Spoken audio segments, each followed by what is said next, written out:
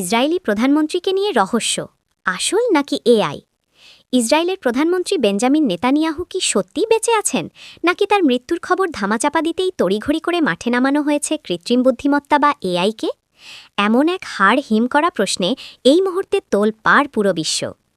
গতকাল ইসরায়েলের official social media account থেকে একটি ভিডিও প্রকাশ করা হয়।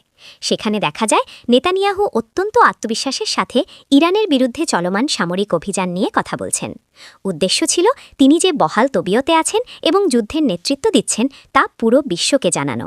কিন্তু এই একটি ভিডিওই এখন জন্ম দিয়েছে হাজারো সন্দেহের, কারণ ভিডিওটি খুঁটিয়ে দেখতেই বেরিয়ে এসেছে চাঞ্চল্যকর সব তথ্য। নেটিজেনদের দাবি এটি কোনো রক্ত মাংসের মানুষের ভিডিও নয়, বরং এটি একটি ডিপ ফেক বা সম্পূর্ণ এআই জেনারেটেড ভিডিও। কেন এই গভীর সন্দেহ? ভিডিওর কয়েকটি ফ্রেমে হঠাৎ করেই চোখ আটকে গেছে সবার। দৃষ্টিটি স্থির করতেই দেখা যায় নেতানিয়াহুর ডান হাতে 5টি নয়, রীতিমতো 6টি আঙুল, যা এআই দিয়ে তৈরি ভিডিওর একটি অতি পরিচিত এবং ক্লাসিক ত্রুটি। কথা বলার সময় তার মুখের পেশির নড়াচড়া, দাঁতের অদ্ভুত গড়ন এবং শব্দের সাথে ঠোঁটের অসামঞ্জস্যতা সব মিলিয়ে চোখের সামনে এক অস্বাভাবিক দৃশ্য ফুটে উঠেছে। সামাজিক যোগাযোগ মাধ্যম এক্সে এখন রীতিমতো ঝড় বইছে। হাজার হাজার পোস্টে দাবি করা হচ্ছে আসল নেতানিয়াহু আর বেঁচে নেই, তার জায়গায় এখন দাঁড় করানো হয়েছে কোনো ডাবল বা ক্লোনকে। পরিস্থিতি আরও রহস্যময় হয়ে উঠেছে আন্তর্জাতিক মহলের নীরবতায়। খোদ মার্কিন প্রশাসন বা ট্রাম্প প্রশাসন থেকেও এই চাঞ্চল্যকর গুজব নিয়ে সুনির্দিষ্ট কোনো মন্তব্য আসেনি।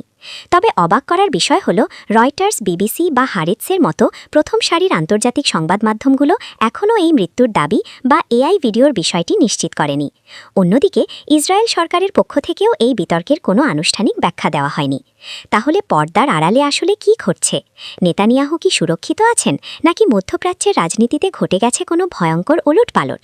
সত্য যাই হোক, 6 আঙুলের এই রহস্যময় ভিডিওটি যে বিশ্ব রাজনীতিতে এক অজানা সাসপেন্সের জন্ম দিয়েছে তা বলার অপেক্ষা রাখে না।